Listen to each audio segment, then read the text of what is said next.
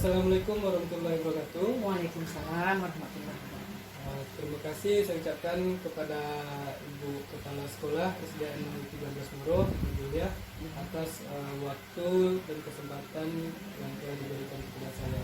Nah, jadi di sini Bu, saya bukan bertanya sih Bu, kita ngobrol-ngobrol aja sekejap mengenai tentang bagaimana seorang pemimpin itu mengambil sebuah keputusan baik di sekolah ataupun ketika pembelajaran di kelas. Jadi kita langsung aja Bu ya. Nah, tapi Bu, sebelum itu saya ingin tanya sedikit tentang sebuah misalnya ada kasus nih di sekolah kita. Kira-kira kasusnya itu merupakan misalnya kasus dilema gitu. Dilema antara baik itu kepala sekolah atau kasus yang dihadapi guru. Misal seperti kalau macam saya Bu di kelas sering Bu kasus dilema yang saya jumpa itu dilema etikanya. Kadang anak ini pintar, cuman mungkin entah karena pengaruh apa gitu sehingga dia tak hadir ke sekolah. Jadi bagaimana cara saya menyelesaikan itu? Kalau di sekolah Bu, kira-kira kasus seperti apa yang mungkin pernah dijumpai Bu? Baiklah Pak Ade, kalau kepala sekolah ini dilema etika yang dihadapi bukan hanya kepada guru, ya, tapi juga kepada murid, itu yang dialami. Kemudian kalau dilema etika ini ceritanya kan kedua-dua itu kasusnya itu memiliki moral benar ya, namun bertentangan. Nah, kalau saya mengidentifikasi ya Pak Ade, yang ini kan kita kan perbedaan ya antara kasus yang merupakan dilema etika, kemudian yang merupakan rujukan moral. Kalau kasus yang merupakan dilema etika ini berat Pak Ade. Kadang-kadang kita untuk mengambilkan keputusannya itu sangat-sangat berat karena kedua-duanya benar. Kemudian kalau misalnya Pak Ade itu dilema etika ya. Kalau sekiranya kasus itu mengenai bujukan moral, biasanya itu berhubungan dengan hukum. Nah, berhubungan hukum itu agak mudah kita menentukan karena itu kita memilih antara benar dan yang salah. Tentunya kita akan memilih hal-hal yang benar. Mungkin itu jawaban saya Pak. Oke. Itu tadi harus kita lihat dulu kasusnya itu apakah dia misalnya berdasarkan tadi hukum ya. Kemudian apakah berdasarkan misal tentang apa tadi moral atau etika.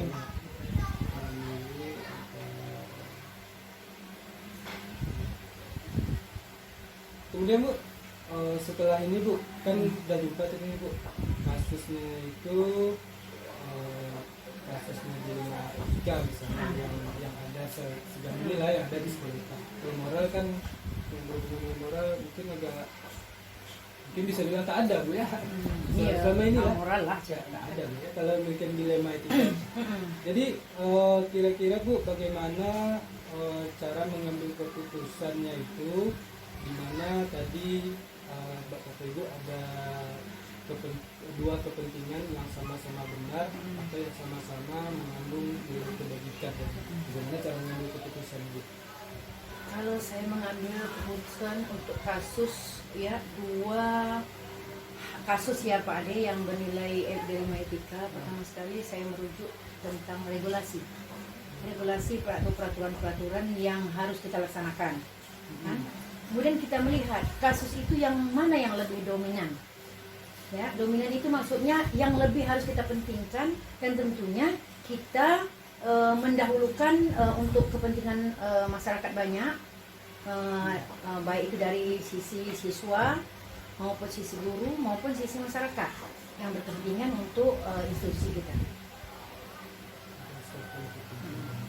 Jadi tadi kita berarti dilihat dari pertama dari mungkin regulasi atau peraturan, kemudian dipilih tadi berdasarkan hal-hal yang lebih dominan, kemudian berdasarkan juga kepentingan orang banyak ya, kepentingan orang banyak.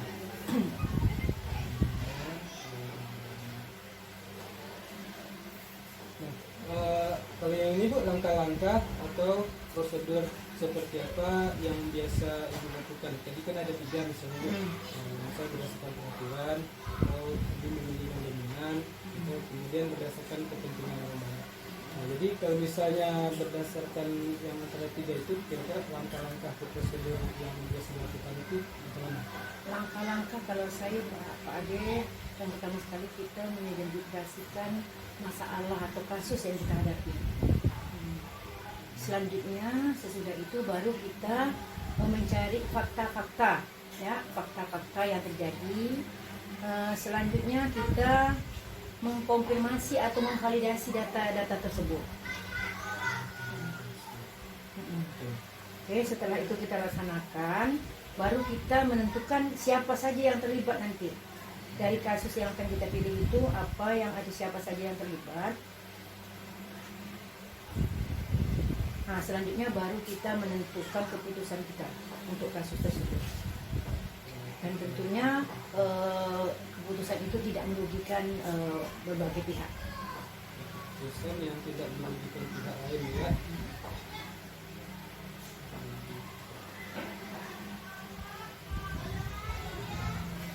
Oke Bu.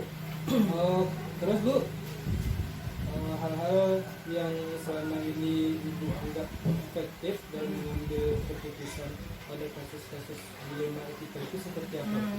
Yang ini ya, yang efektif ya Pak. Yang sukses bagi Ibu. Kalau kita memilihkan yang lebih efektif yang selama ini Ibu jalani, pertama kalau kita menemukan suatu kasus, apabila memungkinkan sebaiknya kita tidak usah menunda waktu untuk mengambil keputusan.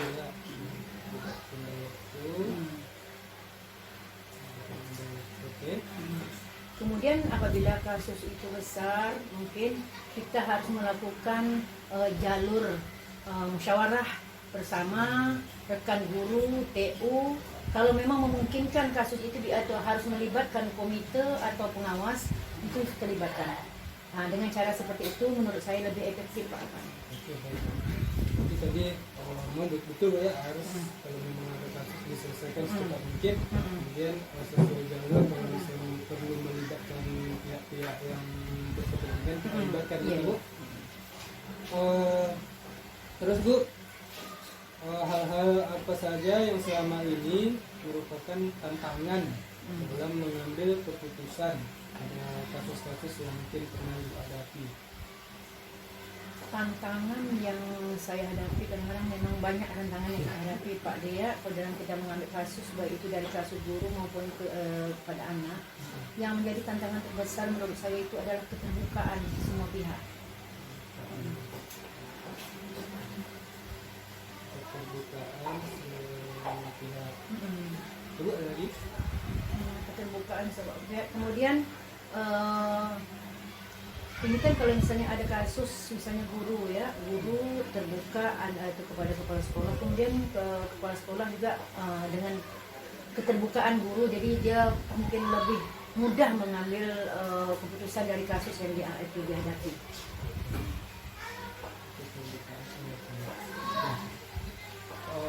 Selanjutnya bila memiliki bila dalam penyelesaian kasus tadi, kira-kira ada jadwal tertentu dalam penyelesaian kasus itu, atau misal ada kasus ini Bu, apakah misal kasus ini besoklah saya selesaikan, atau Ibu langsung menyelesaikannya ketika waktu itu, kemudian langkah-langkah yang diambilnya seperti apa? Jadi untuk penyelesaian kasus ini maksudnya sebuah lebih cara ya? Cara dia Bu. Cara saya. Kalau sekiranya kasus itu tidak terlalu berat, terlalu istilahnya ringan, dapat kita atasi, pada waktu itu, dan misalnya waktu itu saya memang ada waktu untuk itu, nah, sebaiknya diselesaikan langsung. Kemudian kalau apabila tidak bisa diselesaikan, misalnya kasus itu cukup kompleks, jadi harus melibatkan berbagai pihak, maka kita harus mengatur dulu waktu diskusi, karena orang yang akan terlibat di dalam hal tersebut ini tentu mempunyai waktu-waktu tersendiri, ya, waktu lenggang maksud saya. Jadi karena kita ingin membuat forum diskusi atau musyawarah, tentunya kita harus mengatur waktu, Pak Ade. Tapi kalau untuk waktu khusus, memang saya tidak membuat waktu seperti itu. Fleksibel istilahnya. Ya, oke. Berarti kalau memang kasus itu dapat diselesaikan langsung, Langsung. kita selesaikan langsung juga. Kalau memang kasus itu perlu pihak-pihak yang Diskusi, lain, ya. kita cari waktunya begitu, Bu. Kemudian, Bu, adakah seseorang atau hal-hal lain yang selama ini membantu Ibu dalam mengambil keputusan? Selama ini orang-orang yang berperan, ya Pak De, ya. Nah, untuk dalam saya mempermudahkan saya mengambil keputusan tersebut, tentunya keluarga besar saya, Pak De, yaitu di dalam sekolah, ya Pak De, ya. Nah, itu kita melibatkan guru, ya, melibatkan TU.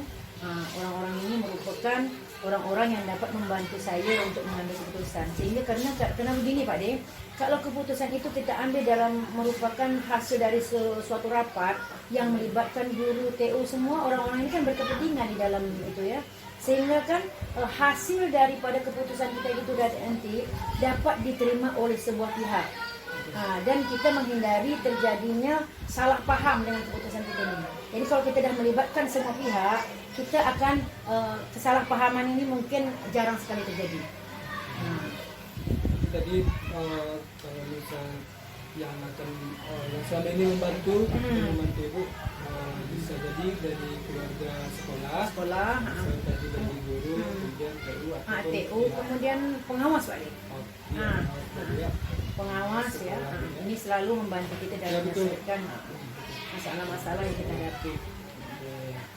Nah, terakhir Ibu, kira-kira dari semua hal yang telah Ibu kemukakan tadi, Ibu sampaikan tadi, apa pembelajaran yang dapat Ibu ambil dari pengalaman Ibu mengambil keputusan selama ini yang berhubungan dengan kasus dilema etika tadi?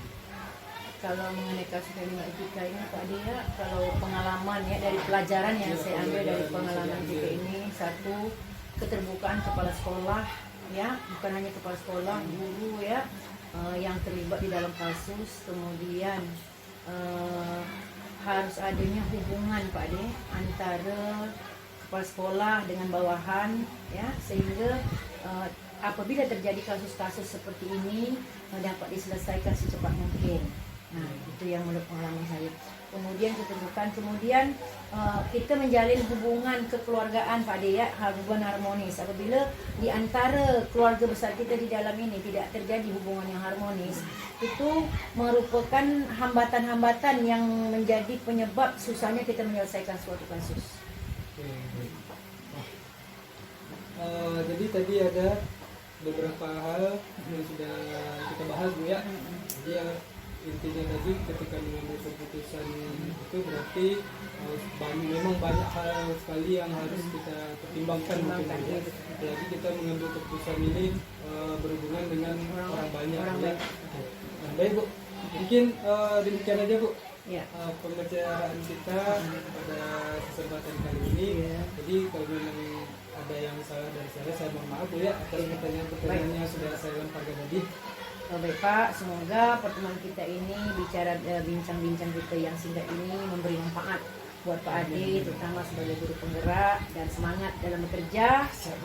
Semoga ini menjadi pelajaran buat Pak Ade sebagai guru penggerak. Ya, oke. Saya juga mengucapkan terima kasih atas kepercayaan Pak Ade mewawancari saya pada pagi hari ini. Ya, terima kasih Bu. Saya ucapkan Assalamualaikum warahmatullahi wabarakatuh. Waalaikumsalam warahmatullahi wabarakatuh.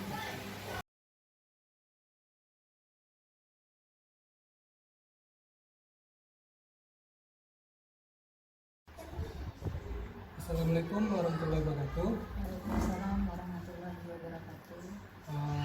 Terima kasih Bu Ria atas waktu dan kesempatannya Jadi di sini saya ingin melakukan sesi wawancara bersama media kepala sekolah dari RAKP Al-Karim. Jadi di sini bukan seperti wawancara sih Bu, hanya kita agak ngobrol-ngobrol tentang bagaimana seorang pemimpin itu dalam mengambil keputusan di berbagai bidang, entah pada sekolah atau untuk guru atau untuk peserta didiknya. Kemudian kita langsung mulai aja Bu. Jadi selama Ibu mengajar sebagai pemimpin di RAKP ini, tentu ada beberapa masalah yang mungkin Ibu hadapi, yang sudah Ibu pertanggungjawabkan dan sudah Ibu ambil keputusannya. Dan kira-kira bisa diceritakan sedikit Bu tentang ini kira-kira kasus yang pernah dijumpai di sekolah itu seperti apa? Bismillahirrahmanirrahim. Tentang kasus yang bisa dijumpai di sini selama saya kan menjabat jadi kepala sekolah itu 2014, 2014, sedangkan RA ini berdiri 2010. Jadi sebelumnya kan sudah ada kepala sekolah sebelumnya. Iya. Nah, untuk kasus-kasus yang pernah dilakukan yang saya alami adalah ketimpangan guru senior. Guru senior kan guru senior ini kan sebenarnya saya bisa beradaptasi di situ. Nah, yang kedua, cara saya mengidentifikasi kasus itu sebenarnya saya tidak melakukan secara khusus, tapi saya menyimpulkan kasus ini secara ngalir aja Pak. Secara ngalir, penyesuaian, terus tentunya saya harus merendahkan ego saya. Awalnya memang dari pertama saya menjabat itu saya sistem kepemimpinan itu pengen seperti sedikit otoriter, disiplin, pengennya sesuai SOP. Tapi ternyata tak bisa. Karena begini, saya melihat kinerja diorang, pola pendidikan diorang pun di situ saya mengolah lagi, memilah lagi. Oh, harusnya kita seperti ini. Jadi saya mengikuti diorang. Berarti tadi tibanya cara mengidentifikasinya tentu kita lakukan penyesuaian, kemudian secara mengalir gitu ya.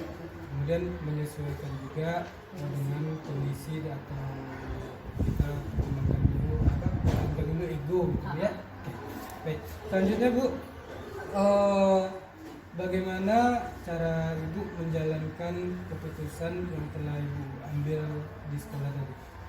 Keputusannya tadi untuk guru, ya, tidak menetapkan keputusan untuk guru. Jadi cara menjalankan itu bagaimana? Yang selalu saya lakukan yaitu poin pentingnya musyawarah. Musyawarah, walaupun di akhir keputusan itu saya yang mengambil. Tapi sebelumnya tuh harus musyawarah dulu. Walaupun saya tahu ini jawabannya apa gitu, tapi saya harus musyawarah. Oke. Ya betul. Jadi keputusan sebelum mengambil keputusan itu lakukan bermusyawarah. Musyawarah, minta pendapat masing-masing guru, TU, segala kalangan lah gitu. Tapi ini ada 2 poin yang perlu digarisbawahi. Mengidentifikasi masalah pengambilan keputusan dalam ruang lingkup lembaga ini kan ada tatanan yayasan, ada juga sekolah. Dia dua organisasi. Jadi sekiranya tentang kegiatan yayasan, saya melibatkan ketua yayasan, komite, bendahara, sekretaris. Tapi ketika persoalan tentang khususnya tentang sekolah, saya tidak melibatkan yayasan. Kalau ini Bu, langkah-langkah atau prosedur yang biasa Ibu lakukan tadi, berarti seperti yang Ibu sampaikan tadi Bu, berarti ya kalau langkah-langkah prosedurnya, kalau yang pertama tadi menjalankan keputusan tadi, pertama musyawarah, itu yang pertama, yang paling utama mungkin Bu ya.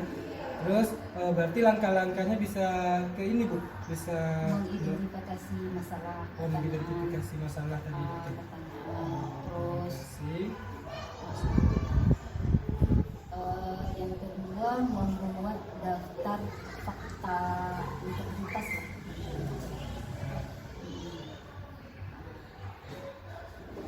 Yang sesuai, yang relevan lah maksudnya gitu.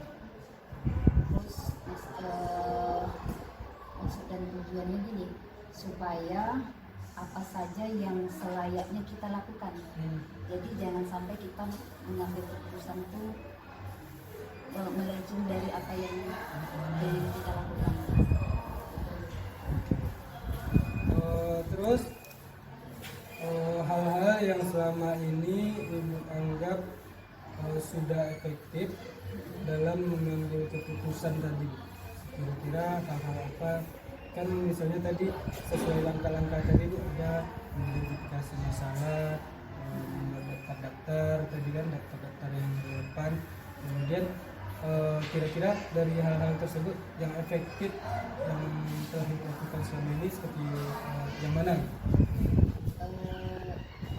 Yang efektif itu sebenarnya gini, saya lebih itu mengumpulkan fakta-fakta tadi kan, mengumpulkan fakta-fakta, bukti-bukti bahwa segala sesuatu yang berkaitan dengan masalah itu sering terkait yang betul-betul relevan lah. Contohnya dalam kasus, kalau kami ini kan uang ibu kami ini tidak hanya guru saja, tapi orang tua terkadang lebih spesifiknya apa ya, dalam hal pembelajaran. Jadi makanya saya mengumpulkan fakta-fakta, saya menyelesaikan dengan itu tadi.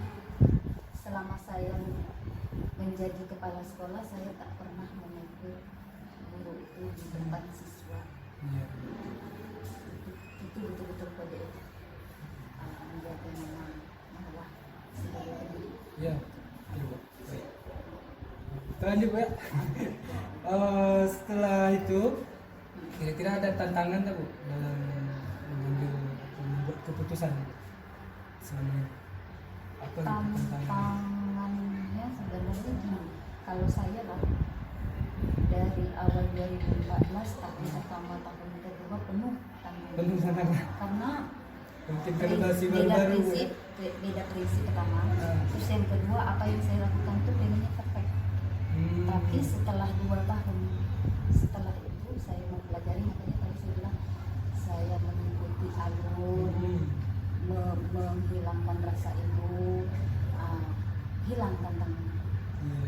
Malah justru ini tantangan dalam arti positif, semakin banyak persoalan makin bagus mengolah rasa, emosi. Terus saya bisa itulah pokoknya bisa ngambil keputusan yang betul-betul dengan hati dan pikiran yang tenang. Berarti mungkin dengan penyesuaian diri, karena ada banyak tantangan secara tidak langsung, kita semakin berubah gara-gara itu ya. Tak apa Bu, tak apa. Kemudian ini dalam penyelesaian kasus atau masalah, ada tak Bu jadwal tertentu dalam sebuah penyelesaian kasus, atau misalnya ini ada kasus, apakah dijadwalkan baru diselesaikan atau langsung diselesaikan? Tidak, tak pernah ada jadwal. Karena persoalan itu kan tak nunggu langsung kita tunggu dulu pending, tidak. Cuman terkadang ada persoalan satu hari ini harus diselesaikan. Terus ada juga persoalan yang kita tunda. Makanya yang tunda ini harus kita musyawarahkan dulu. Musyawarah mufakat apa semuanya, baru kita ambil keputusan. Jadi ada masalah itu yang memang harus langsung diselesaikan. Dan kalau memang tidak ada masalah itu yang harus dimusyawarahkan dulu, baru dicari penyelesaian yang ada. Kemudian Bu, ada misal dalam penyelesaian masalah atau mengambil keputusan Bu, ada tak pihak atau misal orang yang selama ini membantu dalam mengambil keputusan dari orang yang betul-betul bisa mensupport tentunya suami keluarga betul keluarga, karena beliau juga seorang pimpinan, jadi saya lebih banyak belajar sama beliau dari pola kepemimpinan beliau lagi, makanya saya bisa berdiri, bisa jalan seperti ini gitu. Nah, yang kedua, semakin sering saya bertemu dengan persoalan-persoalan, maka ilmu saya makin bertambah, pengalaman makin banyak. Terus tambah lagi kalau sekiranya saya mengambil keputusan itu secara musyawarah, jadi pola pikir saya itu makin maju, tidak ke belakang. Jadi sedikit masalah saya tak pusing gitu. Kenapa? Dengan adanya musyawarah, dengan adanya kita merendahkan itu, apapun persoalan insya Allah selesai. Yang terakhir Bu, dari yang telah Ibu sampaikan tadi, kira-kira pembelajaran apa yang didapat dari pengalaman Ibu selama ini dalam mengambil keputusan? Yang pengalaman saya bahwa setiap apapun pengambilan keputusan itu penting dilakukan musyawarah. Itu poin penting, baik dalam ruang lingkup kecil maupun skala besar. Baik, terima kasih banyak nih Bu atas waktu dan kesempatannya. Jadi ini jawaban yang sudah disampaikan sudah saya rangkum juga. Jadi mudah-mudahan apa yang telah kita laksanakan hari ini dapat bermanfaat bagi kita semua, terutama bagi saya sendiri nih Bu. Jadi sekali lagi saya ucapkan terima kasih banyak atas waktu kesempatannya. Kalau memang ada kesalahan dari penyampaian saya tadi, saya mohon maaf. Saya pun ini sesuai pengalaman sebenarnya, ya, sesuai betul. pengalaman realnya seperti apa gitu. Oke, saya akhiri Bu ya. Ya. Assalamualaikum warahmatullahi wabarakatuh. Waalaikumsalam.